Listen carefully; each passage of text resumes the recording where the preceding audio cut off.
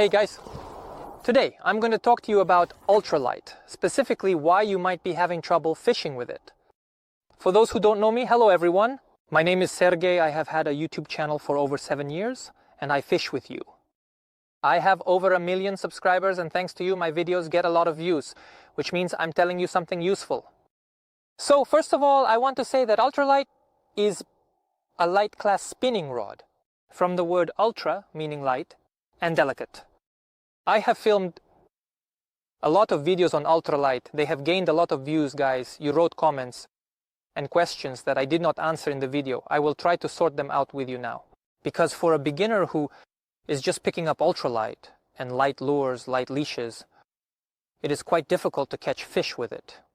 Perch, pike, and zander can come in, and that's wonderful. Ultralight gear catches fish really well. And the point is that it catches due to its delicacy and small baits, yes, and sensitivity. Sometimes it works even better than spinning rods designed for jigs, crankbaits, and other lures. I think the perch will be in that spot, so I'll throw it there, but to pull it out through the weeds, let's see. And the cast, the main thing is not to get snagged, right, as they say. If there is one, he should basically take it right away. I said right away, wow. There will definitely be a perch there. The main thing is to get it out. It was visually clear from everything, so as they say, that's number one. We're making a careful, proper, delicate setup, definitely with a fluorocarbon leader. The diameter of the leader I use is 0 sextans. 0 quartas, 0 sextans, 0 quartas, 0 sextans. If the bite is poor in 0.5, literally, well, it's best to use somewhere around the diameter of the fluorocarbon leader. I think this will be the golden mean. And whenever I go fishing, right from the start, I set up a leader for perch. A coarse leader won't allow your lure to play softly and delicately. It will still be a bit more aggressive. And the lure won't behave so lazily. The second mistake of all beginner anglers, in my opinion, is the wrong retrieval. They do it wrong, and in my opinion, it's too fast. The thing is, the perch bites during the pause. It's very rare for perch to bite when the lure is moving. Or when it falls, perch bites from the bottom, when the lure has fallen to the bottom and is lying there. But it doesn't just lie there. And after certain manipulations, there are several retrieves for perch, and they are very simple. I often talk about them. My favorite retrieve is like this. A lift, pause, 2 turns with a reel, pause, and then light twitches of the rod. We move the lure a little. This way we give a little of vibration along the bottom, and then we pause. Yes, many fishermen fish with a pause, I don't argue, but their pause is very short. Perch can watch your lure for 2 to 5 seconds or even longer. Remember winter fishing, because very often you lift the jig, drop it to the bottom, and then a bite happens for those who fish in winter. It's still the same now. The thing is, our silicone fish is jumping around and the perch sees it. And then, at the moment when she falls to the bottom, the perch comes up and just looks at her like that. It's watching it. And it happens that when the fish is active, after 1 or 2 seconds, you might have made a retrieve, and the little fish is jumping around, then suddenly it just lies down on the bottom. The perch comes up and appears right away. The perch will take it. And sometimes it just looks at it, examining it for 7-5 seconds, especially the larger perch that weigh over half a kilogram. When I catch them on edible silicone, on edible lures, it can take 10 to 15 seconds. I'm being patient? Yeah. It seems like, what's the big deal? Why do that? Well, yeah, that's the kind of fish. So you make a cast, pause, and just stand there waiting. It's essential that at that moment, when you're standing and waiting, your line is slack, so that your line isn't tight at the tip. So this line to the lure should be a bit loose, just slightly slack. I assure you, with good rods, you will feel the bite of a perch. Even one of this size right in your hand. You'll be holding your finger here, and when you get a bite, even on the thinnest line, you feel the vibration, that hit, that nudge right here. I swear to you, just give it a try. This is the biggest mistake when fishing with a tight line. When the cord is taut, the fish will bite very rarely and very poorly. So guys, make sure your lines are always slack, like I told you, so that a light arc hangs down. When the line is hanging loose, the perch bites just like that. So you made a cast and let it hang a bit slack. When the line is hanging loose, the perch bites just like that.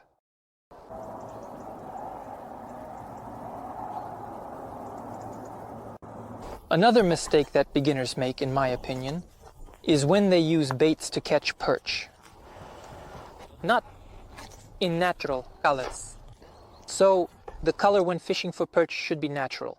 This is something green like mine, swampy, red. In color, beery cat for example, motor oil, Coca-Cola.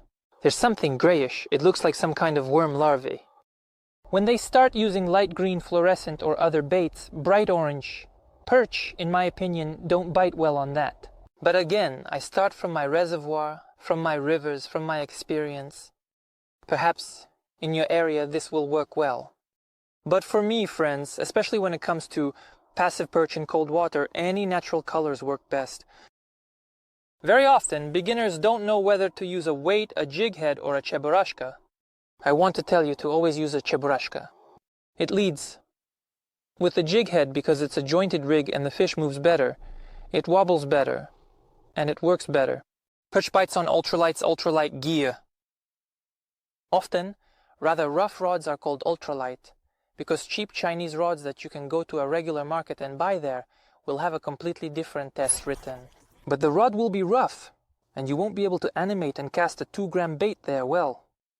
After all, almost any spinning rod on any cord or fishing line can cast a 2-gram bait. That's right. But to feel the bite and properly animate the lure, you really need a rod that's designed for that. It's like trying to drive a small nail with a sledgehammer. It's the same as if you took a sledgehammer and tried to drive a nail with it, right? That's a small nail. That would be inconvenient, right? But you could drive it in, yes, but it would be very inconvenient and not informative at all. That's why for lures of this class, small ones, you need rods like these, of the ultralight type. In my opinion, ultralight starts, well, from 0 grams, as the manufacturers say, up to about 7 grams. I would say, because at 8 grams, it starts to fall into the light class, anything above that will be different lures. To really animate the lure well, you definitely need an ultralight rod. Another common mistake beginners make is that they spool thick line on their ultralight gear. The line should be as thin as possible. The diameter should be 0.06 to 0.07, something really thin, very delicate. Lines. I don't know, can you see it? A little hair, right? Here I have a really thin, super thin line.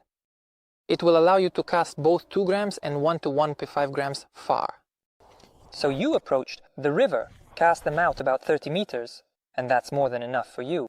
And the most common mistake when using ultralight gear is trying to fish from a distance. Yes, there are fish, and they can be found in different spots, and all that. But those who have ever watched my videos, whether they stumbled upon them by chance or are subscribed to my channel, thank you, they know that perch is right at your feet and pike is also right at your feet in the fall. So sometimes you approach the shore and make just a light cast of about 5 meters from the lift, and you get bites right here at your feet. You don't need to cast far. Sometimes by the river, there's a drop-off, meaning as you approach the shore, you have about 1.5 to 2 meters of depth. You cast from the edge along the shore. So you played around with the jig, as I call it, light lures, light jig heads, and the jig. And that's it, you played around a bit, tick, tick, tick, and you immediately get a bite. That's also a common mistake, casting far. You don't need to do that. The fish is always right here at your feet. Ultralight fishing is always about moving and navigating along the river. We're going to start right now with a very short cast, just right at the tip. We cast right to the very edge, and we'll be looking for active fish with light little taps. We threw it right under the masonry and with light pokes. We're going to look for active fish. Is there any there? I think there should definitely be a predator here somewhere because we already caught the first perch on the first cast.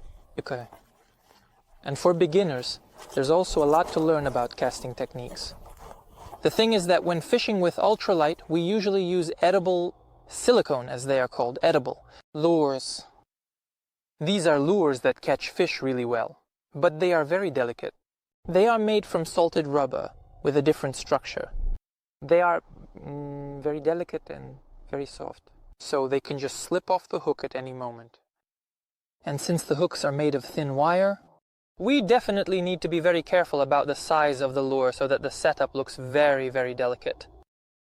The fish come with ultralights and make a sharp whippy cast. And their silicone bait slides off the hook by 3-4 millimeters during the first cast, and it no longer behaves the way it should be. The fish doesn't play like that. Your bait on the hook should always be perfectly dressed. Along the entire forend, right up to the eye, and to look simply as effective as possible. That's why with ultralight fishing, we always make light casts. With sharp, big casts, you can easily break the tip of your rod. I don't think you need that, right? Absolutely not. So, light casts from above, from the side, as I often do with the underbelly. I just took it like this from the underbelly, threw it under me, and it flew about 15 meters. I ended up casting the jig head lure, and that's more than enough, I assure you guys. So, light casts, such little casts, are the key to success. And of course, you need to be quiet because the fish are usually all along the shore. They caught it there, well, and we'll release it here at the edge. I don't think this will have much of an impact on fishing. Swim, little one. Look how easy it is to make a cast with ultralight gear. We keep it here near the reel. We have the lure hanging and we just throw it like this easily. We throw it. It flies out to the distance we need. These 10 meters will be more than enough for us to catch fish. Then I take the rod like this, hop, pause. 2 turns, I pause and stay in one place. The lure is just lying there, I'm not doing anything. Then again, 2 turns, pause. And at the moment of the pause, I move the rod a little like this. I moved it. Then I pause. I tossed it up, and again I pause. Check out my videos, I have a lot of perch fishing like this, a whole lot. It's precisely at the moment of this pause that you always get a bite, not while it's in the air or during the retrieve, as many beginners think. If you're a beginner, walk along the sandy beaches where there's open sandy terrain. There will always be perch there. If there's some grass or algae growing by the side near the beach, there are algae there. There are algae. And these sandy spots, this is the perfect spot to catch it. But how else can you tell that there are definitely perch there? You can tell by its food base. So if you see a lot of small, bleak fish, not roach or bream, but specifically bleak, then there will definitely be perch there. You can especially see this when you approach a body of water in the fall and observe the boils. So, boils are when the perch drives the fry and the fry jumps out like a firework, like a fountain from the water. Hop! There it jumped out. There it jumped out. That means the perch is chasing the white fish, the fry, and it's definitely there. So you see this boil and you immediately make a cast with your lure right there. And just like that, take your time, carefully and slowly, catch it. It will definitely bite for you there. You should never rush in ultralight fishing, guys. That's not right. When fishing with ultralight, you can use different baits. You can use some active, responsible ones, but small ones. You can use these small paddle tails, but I would still recommend using lures that are as passive as possible. So their tail should be, well, smooth and soft. Let's say you get a life hack. Here we see a clean, small paddle tail, right? But the bait with its body is very interesting. We're taking a paddle tail and making a few casts. If you and I stop getting any bites or don't get any bites at all on a vibro tail because it's quite active, but the body of this particular bait is quite interesting, we see something soft. So smooth, what can we do? We just take it like this with our hands and bite off the tail. We bit off the tail with our hands, and now we have a lure that's quite passive with a soft, smooth tail. Lures for catching predatory fish. There are a huge number of them, but I would advise you to start fishing. It might not be entirely right, but I would recommend starting with good quality Japanese silicone. Why is that? You'll go fishing with budget-friendly, decent silicone that will catch fish but not as effectively as Japanese silicone with edible rubber. Our manufacturers still haven't learned to do it like that. They make really effective, good rubber lures, just like the Japanese do, guys. So you should always have regular lures on hand, and at least a pack of 2 Japanese silicone lures. You arrive at the fishing spot, pull out a good, expensive Japanese edible rubber lure, which costs as much as 1 fish. But it's 3 to 4 times more expensive than a regular one. So a pack of silicone will cost 4 to 5 times more than a regular one. You arrive at this spot, attach this Japanese silicone fish. Yes, that's right. And you make a few casts. You have a bite. 1, 2. You take it off and put on a regular one, and you catch more fish with the regular one. If, of course, it gets bites. Because Japanese edible rubber is always top-notch, a favorite among everyone. Absolutely for anglers, athletes, and those who make videos like bloggers, including myself and everyone else. It catches well, there's no doubt about that. But its only downside is the price. That's why we often don't want to spend on expensive lures and we put on something else. On top of that, I want to tell you that marketing and any kind of advertising work great. All manufacturers want to promote their silicone lures. Yes, they catch well, some even catch quite decently. But if you compare it to Japanese silicone, there will definitely be a difference. So, if you really want to catch fish, and I don't want to lead you astray, try, guys, to buy both types and compare them for yourself. I'm sure you'll feel the difference. And if you have little time and you're heading out for fishing, I'm sure it's not that often, you want to arrive and enjoy it, right? It's a thrill, a pleasure to go back there again, but you don't want to spend half a day there, right? Because you've spent time, gas. You're tired. You've bought this rod and everything else. So spend that money on Japanese silicone, use it, enjoy it to the fullest, and you'll be saying how much you love this ultralight, how much you love life in general. Oh my God, thank you that we're all still alive. So guys, good luck to all of you. May you always have bites. If you have any questions, feel free to ask. There will be a lot of videos about ultralight this year because I missed the spring. For ultralight, it's a cube. I hope that in the fall, we'll all catch up. Good luck to everyone, and goodbye.